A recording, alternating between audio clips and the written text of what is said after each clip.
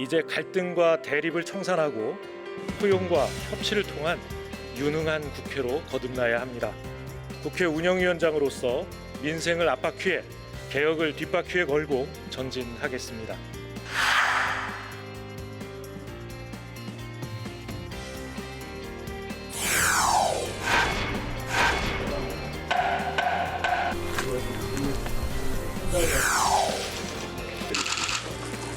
드릴 내용은 아닌 것 같아요.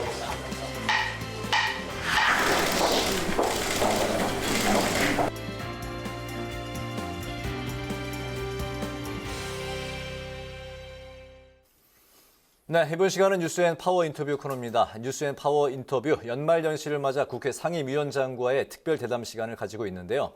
오늘은 국회 운영위원회 위원장이자 더불어민주당 원내대표인 4선의 중진 윤호중 의원과 함께 이야기를 나눠보도록 하겠습니다. 의원님, 안녕하십니까? 네, 반갑습니다. 안녕하십니까? 네, 대단히 반갑습니다. 바쁘실 텐데 나와주셔서 정말 감사드립니다. 아, 불러주셔서 고맙습니다. 네. 집권 여당의 원내대표가 이제 국회 운영위원회 이제 수장을 맡는 게 이제 관례인 만큼 네네. 운영위원장이 되신 지 넉 달 정도 이제 되신 거죠. 국회 네, 운영과 그렇습니다. 이제 살림을 담당하고 계시고 또 청와대와 국가인권위까지 이제 관할하고 계신데 네네. 지금까지 이제 넉 달 정도의 소회 들어볼까요? 네, 한 5달 돼가죠. 아, 네. 7월 말에 운영위원장이 됐으니까요. 그렇군요. 네. 원내대표 된 것은 이제 5월부터 임기가 시작인데, 그 원구성이 일기에 마무리가 안 돼서 네. 그 협상이 좀 시간이 걸렸습니다. 근데 7월에 이 원구성 협상을 마무리하면서 전체 그 상임위원장도 새로 또 뽑게 됐고 일부를 네. 그렇게 하고 나서 보람이 있었던 것은 그 일하는 국회 또 유능한 국회를 만들어야 한다라고 하는 21대 국회의 어떤 민의 이런 것들이 있었습니다만 그것이 어떤 성과를 내는데 좀 급급하다 보니까 국민들로부터 좀 외면받는 면이 없지 않았습니다. 그런데 이것을 이제 과정과 절차를 통해서 일하는 국회의 모습을 보여줄 수 있었다. 네. 이런데 좀 자부심을 갖고 있고요. 그 결과 이제 정기국회를 마무리 지면서 얼마 전 이 내년도 예산과 법안을 통과를 시켰는데 뭐 역대 어느 국회보다도 원만하게 여야 합의로 법정 시한에 사실상 맞춰서 처리를 해서 네. 우리 국회가 이렇게 조용했던 적이 있는가? 아, 오히려 네. 조용하니까 국민들께서 네. 못 알아보시는 게 아닌가 예, 그런 생각이 들 정도입니다만은 성과가 있었다 이렇게 생각합니다. 알겠습니다. 네, 네. 방금 전 이 파워 인터뷰 코너 앞에 오프닝 영상에서도 소개가 됐던 말인데요. 이런 말씀하셨습니다. 국회 운영위원장으로서 민생을 앞바퀴에 그리고 개혁을 뒷바퀴에 걸고 전진하겠다. 사륜구동으로 네. 유능한 국회를 만들겠다는 의지를 다지셨는데요. 그렇다면은 지금까지 운영위가 특히나 주력했던 현안 그리고 주요 성과가 어떤 것들이 있었는지. 운영위원회는 그 이 원구성 협상의 다른 한 그 합의 사항이었던 이 상황 노릇하는 법사위를 없애겠다라고 네. 해서 국회법 개정을 했습니다. 그래서 이제 법사위가 더 이상 체계 작구 심사 권한을 함부로 남용하지 못하도록 그렇게 이 법을 개정을 했고요. 또 실제로 그렇게 진행이 되고 있습니다. 네. 그런가 하면 이제 그동안 묵혀져 왔던 그 민생 법안들이 있거든요.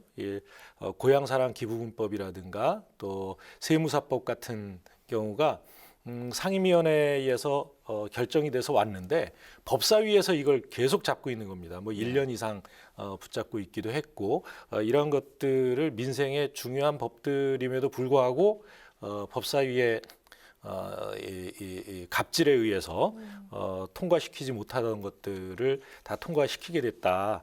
또 더 나가서는 이제 세종의사당법을 처리를 했죠. 네. 네. 예, 또 국가인권위원회법을 개정해서 군 인권 그 심의관을 이 제도를 새로 만들었습니다. 그래서 군 인권 문제를 이 국가인권위원회에서 전담해서 다룰 수 있게 됐습니다. 네네. 세종의사당법 이제 말씀하셨으니까 관련 질문 이제 드리겠습니다. 네. 이제 11개 상임위를 포함한 국회 이제 세종의사당이 5, 6년 뒤에 이제 문을 여는 그 밑그림이 이제 나온 상황인데 운영위원장이 되시고 나서 이제 관련법을 이제 통과시켰고 그 과정과 국회 이제 의사당의 세종의사당의 청사진 함께 좀 설명 좀 네. 들어볼까요? 11개 상임위원회가 옮겨갈 거다라고 하는 것은 제출됐던 여러 법안 중에 한 법안의 내용입니다만 네. 그 내용을 포함하진 않았습니다. 왜냐하면 세종의사당이 어떤 역할을 해야 되는가, 또 어떤 지금 현재 여의도 의사당과 네. 기능적으로 어떻게 나눠야 되는가 이런 부분에 대해서 여러 의견이 있을 수 있어서 세종의사당을 설치하는 이 근거 조항을 만들고요. 네. 그다음에 지금 이 각종 용역을 통해서 세종의사당을 어떤 형태로 만들 것인가를 논의하고 있습니다. 그 대표적인 예를 들면 이제 그 유럽연합 같은 경우에는 네. 브뤼셀에 유럽연합 집행위원회가 있고요. 그다음에 이 스트라스부르는 프랑스인데 네. 브뤼셀은 벨기에고요. 스트라스부르의 의사당이 있었습니다. 네. 그런데 이렇게 집행위원회와 의사당이 그러니까 정부와 국회가 따로 떨어져 있다 보니까 굉장히 비효율적이라서 그래서 이제 그 브뤼셀의 의사당을 새로 만들었거든요. 네. 거기에는 이제 회기를 나눠서 어느 임시회는 뭐 스트라스부르에서 정기회는 브뤼셀에서 이렇게 나눠서 하기도 합니다. 네네. 그러니까 그 기능은 어떤 것이 더 국정을 다뤄 나가는데 효율적인가라고 하는 그데에 초점을 맞춰서 논의를 해나가면 되지 않나 생각합니다. 네네. 운영의 이제 효율성을 살려서 네네. 어떻게 설치를 할 건지는 앞으로 또 이제 과제로 남아 있는 상황이군요. 그렇습니다. 예. 알겠습니다. 이어서 이제 그 청와대 집무실도 세종의사당 안에 설치되는 게 이제 그 힘이 좀 실리고 있는 모양인데요. 그 네, 여당 그 민주당 세종의사당 안에 설치하는 것은 아니고요. 네. 그 청와대 이 대통령 집무실을 세종에도 둬야 되겠다라고 네. 하는 의견이 있어서 저희가 지난주에 당론으로 네. 이 세종특별자치시법에다가 대통령 집무실을 설치하는 법 개정안을 당론으로 채택을 했습니다. 네네. 또 야당에서도 정진석 부의장님이 또 유사한 법안을 내주셔서 여야가 크게 이견이 있을 것 같지 않거든요. 네네. 그러면 이제 의사당은 어디까지나 이 입법부니까 입법부 안에 그 행정부가 들어올 수는 없고요. 네.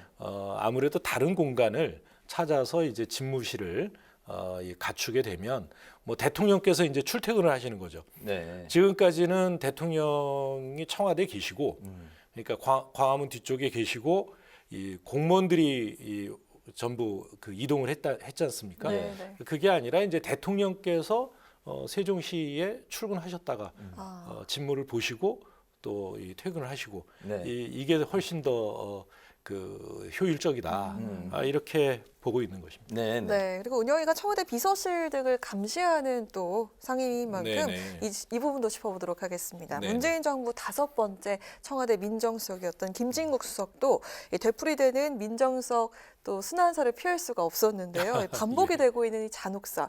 위원장께서는 그 근본적인 배경이 어디에 있다고 보시는지 네, 듣고 저희 싶습니다. 그 운영위원회에서는 이제 이 청와대 그리고 국가인권위원회 그리고 이제 국회 사무처를 담당하고 있어서 네.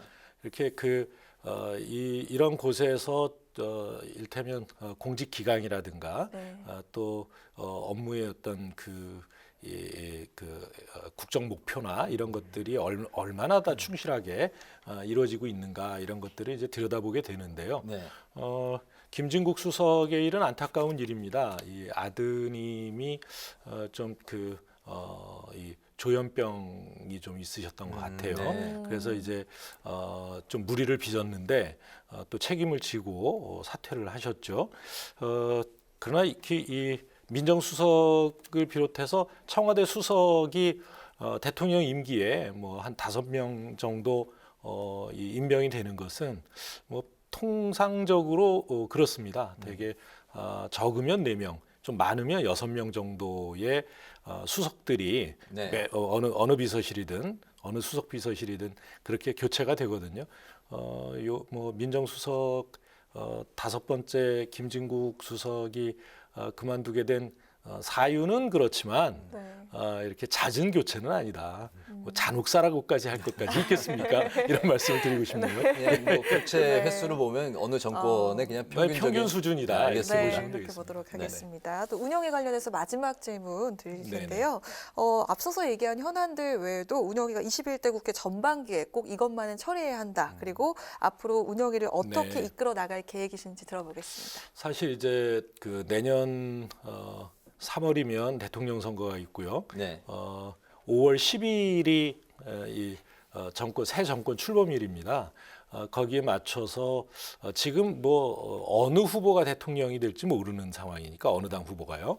그러니까 여야가 심각하게 좀 논의를 해야 될 필요가 있는 게 인사청문회 제도입니다. 네. 우리 인사청문회 제도가 너무 이 청문 대상자를 뭐라 그럴까요? 이렇게 그 프라이버시를 무시하고 심지어 가족들까지 뭐 여론의 심판대에 올려놓는 그런 예들이 많아서 어느 정도의 좀 금도를 정해야 될 것 같다. 네. 그래서 그런 어떤 개인의 그 재산 형성 과정이라든가 또 도덕성과 관련돼 있는 부분이라든가 아니면 그 가족의 질병 문제까지 들춰내는 이런 것들은 좀 비공개 청문회에서 하고 공개 청문회에서는 주로 정책과 비전을 놓고 그 자질을 평가해보는 그런 청문회로 발전시켜 나가야 어느 정부가 됐든 그 정부가 좋은 인재를 쓸 수 있지 않겠습니까? 지금 같은 청문제도에서는 그야말로 이제 장차관감을 고르기가 어렵다는 네. 뭐 이런 이야기까지 나오니까요. 그래서 좀 이런 과제를 좀 해결하고 싶습니다. 청문회 어떤 그 여러 가지 그 좀 맹점이라든가 뭐 네, 이런 네. 거를 이제 앞으로 좀 보완할 그런 네, 게 네, 이제 숙제가 그렇습니다. 남아 있다는 말씀이시죠? 네, 네. 알겠습니다.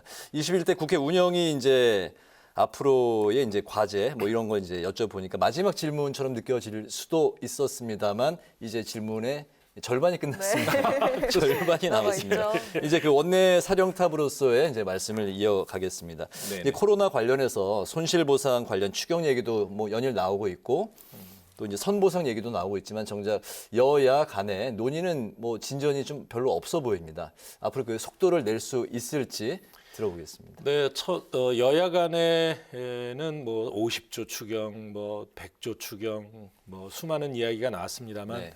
야당과 함께 논의를 해보자라고 했더니 그 부분에 대해서는 이 논의할 생각이 없고요. 이 집권하면 집권 후에 내놓겠다라는 얘기를 거듭하고 있어서 그리고 여당이 정바라면 정부에서 편성해서 와라. 뭐 이런 입장입니다. 그러니까 사실상 진전이 없는 것이죠. 그래서 네. 저희는 코로나19 대책으로 꼭 필요한 이 예산을 확보하기 위해서 우선 감염병 긴급 대응 기금을 설치하자.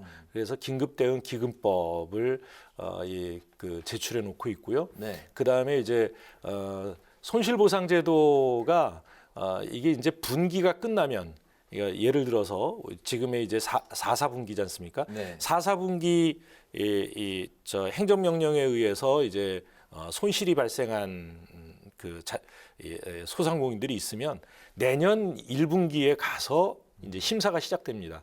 그러니까 내년 한 1월 10일 정도 되면 심사가 시작되는데 이러면 심사 기간이 또 상당히 걸리잖아요. 네. 그러니까 실제로 손실이 발생한 뒤 3개월, 4개월 뒤에 이 보상을 받게 됩니다.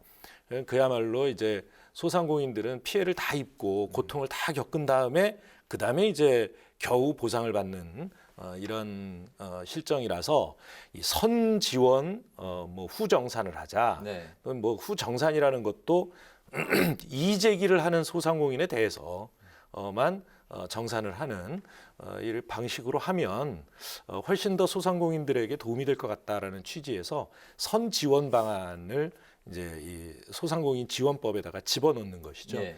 예, 그런 법을 지금 저희가 당론으로 확정을 했고 또 법안을 제출했습니다. 네, 네. 네, 그리고 이재명표 양도세 중과 유예 카드가 또 더불어민주당 내에서도 파열음이 나오고 있습니다. 그래서 윤 원내대표께서는 이를 논의하는 워킹그룹을 또 띄우시기도 했는데요. 다주택자 양도세 중과 유예 사실상 이게 숨고르기에 들어갔다고 볼 수 있을까요? 그걸 뭐 그 숨고르기가 될 것인지 아니면은 더 이 그 박차를 가하게 될 네. 것인지 이것은 사실 워킹그룹 내에서 논의 여하에 따라 달라질 것입니다.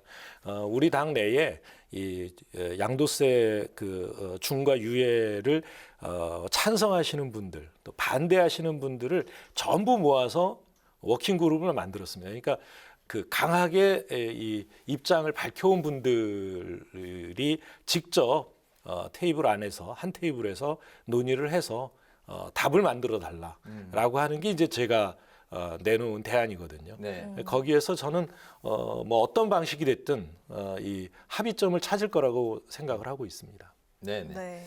여야가 뭐 부동산 감세, 뭐 경쟁에 나서고 있다고 할 만큼 뭐 그 생각들은 좀 비슷한 것 같습니다. 네. 앞으로 뭐 생각의 방향은 좀 다르긴 합니다만 네네. 예, 야당은 대원칙은 비슷한 것 같습니다. 원칙이 다르죠. 그러니까 야당은 이 그 부동산세를 대폭 그 깎아줘야 된다라고 하는 거고요. 그러니까 뭐 종부세 같은 경우에 폐지하든가 뭐 또 이 저 양도세 중과 같은 경우에는 아예 중과제도 자체를 폐지해라 네. 이렇게 이야기를 하고 있는 것이고 저희는 이 중과 부동산 세제의 기본 틀을 유지하면서 유예하는 데 따른 정책적인 효과가 이 분명히 있기 때문에 그 부분을 이 중과를 유예하는 유예 제도를 좀 도입해 보자라고 하는 것입니다. 그러니까 고령자 종부세 같은 경우에도 네. 그냥 이 탕감해 주는 게 아니라 세금을 감면해 주는 것이 아니라 이것을 이제 그러니까 납부 유예를 해주자 이런 논의를 하고 있는 것이죠. 알겠습니다. 그럼 어쨌든 뭐 선거 전이기 직전이기 때문에 이 표현 하나 하나에도 굉장히 그 민감할 수밖에 없는 또 네, 그런 네. 상황인 것 같습니다. 네. 그 야당의 이렇게 윤석열 후보 배우자 김건희 씨 허위 이력 논란 관련해서 어제 대국민 사과가 있었는데요. 네. 그 민주당에서 이제 날선 비판을 이제 쏟아냈는데 원내대표님의 의견은 어떠신지요? 뭐 사과하셨는데 거기에 대해서 뭘 또 평을 해야 할지 모르겠습니다. 국민들께서 이미 지켜보셨고 네. 나름의 판단을 다 하시리라고 생각을 하는데요. 글쎄요, 그러니까 김건희 씨의 사과도 그렇고 또 그 이후에 윤석열 후보의 그 반응이랄까 이게 입장을 내놓는 걸 보면. 글쎄요, 전 이분들이 사과를 어떻게 해야 하는지를 잘 모르시는 것 같다는 생각이 듭니다. 사실 사과할 때는 아주 단순하게 사과만 하셔야 됩니다. 근데 사과 말고 다른 것을 여러 가지를 섞다 보니까 좀 효과가 덜하지 않나 이런 생각이 드네요. 알겠습니다. 이게 앞으로 그 두 후보 간의 지지율과는 어떻게 연결이 될 걸로 뭐 예상을 하실 수가 있을까요? 예, 그 국민들께서 이제 김건희 씨의 사과를 진정성 있는 사과로 받아들이신다면 네. 어느 정도 이제 그 이슈가 이력을 부풀렸다든가 허위 이력을 했다든가 이런 거에 대한 이슈가 좀 잦아들겠지만 진정성 있는 사과가 아니다라고 생각하시면 오히려 국민들의 어떤 뭐랄까요, 이렇게 감정을 좀 건드리지 않을까 싶은 생각도 들어서요. 제가 뭐라고 평가를 유보했는데, 네. 예, 그 효과에 대해서 어느 한쪽으로 단정해서 말씀드리진 않겠습니다. 알겠습니다. 네. 네, 이제 2021년도 저물어 가는데요. 정말 숨가쁘게 달려왔는데 윤 원내대표께서는 좀 이번 한 해가 좀 남다른 한 해였을 것 같다는 생각이 드는데 개인적인 소회 한번 들어보고 싶습니다. 네, 아까도 말씀드렸지만 원내대표로서 우리 국회를 과거 어느 때보다도 원만하게 끌어왔다라고 하는데 큰 의미를 두고 싶습니다. 그런데 문제는 이런 거죠. 그러니까 그 과정과 절차를 잘 끌어왔는데 그 결과가 성과가 없다면 그 과정 절차를 조심해서 만들어 온 거에 제대로 평가를 못 받지 않겠습니까? 네. 일부의 성과를 냈지만 앞으로도 많은 성과를 내서 국민들께서 국회가 무슨 일을 하고 네. 있는가라고 하는 것을 항상 들여다보고 아실 수 있도록 열심히 노력을 하겠습니다.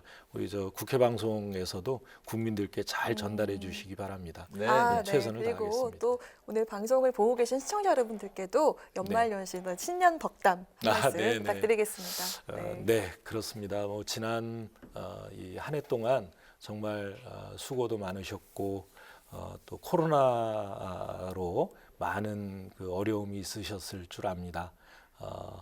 저희들도 그 어려움을 최대한 덜어드리려고 노력했습니다만 아직 그 길이 좀 더 남아 있는 것 같습니다. 그럼에도 불구하고 국민 여러분들께서 하루빨리 이 터널을 지나서 보다 더 이렇게 미래의 희망을 갖고 살아가실 수 있는 그런 날을 빨리 당기고자 최대한의 노력을 하겠다는 말씀을 드리고요. 내년에는 우리 서로 이 코로나 걱정 안 하고 그 이웃과 또 가족과 함께 만나서 그 행복을 나눌 수 있는 그런 한 해가 되기를 진심으로 바랍니다. 여러분 새해 복 많이 받으시고 행복하시기 바랍니다. 감사합니다. 네, 네. 감사합니다. 저희 그 국회 방송도 국회 운영위 이제 소관이죠. 네, 그렇습니다. 네. 국민을 위한 국회 방송의 더 나은 발전을 위해서 앞으로도 네. 많이 그 애써 주시길 부탁드리겠고요. 저희 국회 방송도 앞으로 계속 위원장님 응원하도록 하겠습니다. 감사합니다. 네. 감사합니다. 오늘 그 뉴스앤 파워 인터뷰에서는 국회 운영위원회 위원장이자 더불어민주당 원내대표인 윤호중 의원과 함께했습니다. 위원장님 새해 복 많이 받으십시오. 오늘 출연해 주셔서 대단히 감사합니다. 네, 감사합니다. 고맙습니다.